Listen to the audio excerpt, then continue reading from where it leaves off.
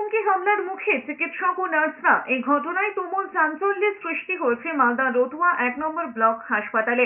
হাসপাতাল সূত্রে খবর, আঙুল কেটে যাওয়ায় এক ব্যক্তি হাসপাতালে যান।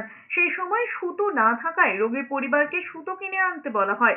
তারা কিনে আনলে তবে আঙুলের ক্ষত সেলাই করা হয়। পরে রোগীর পরিবার ও এলাকার কয়েকজন লোকজনের দল বেঁধে মদ্যপ অবস্থায় এসে হুমকি দিতে শুরু করে বলেই দাবি চিকিৎসকদের। টেবিল চাপড়ে অশ্লীল ভাষায় হুমকি দেওয়ার অভিযোগ ওঠে তাদের বিরুদ্ধে। হাসপাতাল ভাঙচুরও করা হয়। বাধ্য হয়ে থানায় জানালে পুলিশ এসে নিয়ন্ত্রণ করে। 6-7 জন পেশেন্ট পার্টি আসে।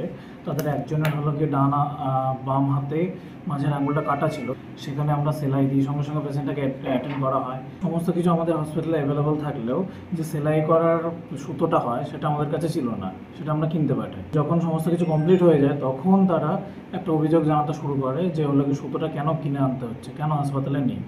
এবং এই পুরো প্রসেসটাতে তারা হলো মদ্যপ অবস্থায় ছিল, মুখ দিয়ে মদের গন্ধ বেরোচ্ছে। তারা তারপরে রীতিমতো চেঁচামেচি শুরু করে, টেবিল থাপড়ানো শুরু করে।